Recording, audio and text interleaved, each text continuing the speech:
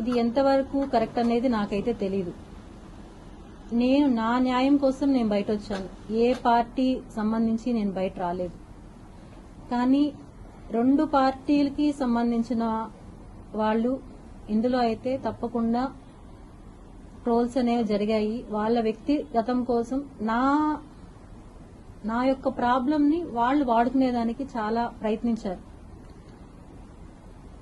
వాళ్ళు వాడుకునే దానికి నాకు ఎటువంటి సంబంధం కానీ లేదు. నా దగ్గర నుంచి నేను హాస్పిటల్లో ఉండగా నేను రిలీజ్ చేసింది ఒక సూసైడ్ వీడియో మాత్రమే.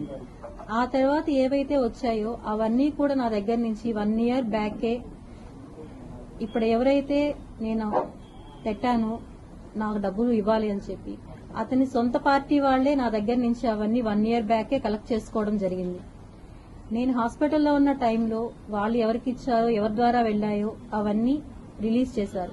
వాటిపైన నేను ఆల్రెడీ కూడా కేసు పెట్టాను. అవి ఎవరైతే రిలీజ్ చేశారో వాళ్ళపైన యాక్షన్ తీసుకోమని చెప్పి. దాంట్లో నేను పెట్టినవి వాళ్ళు ఏమి మార్పులు చేశారో నాకు తెలీదు. నేనైతే నా దగ్గర నుంచి వాళ్ళు 1 ఇయర్ బ్యాక్ అన్ని తీసుకోవడం అయితే జరిగింది.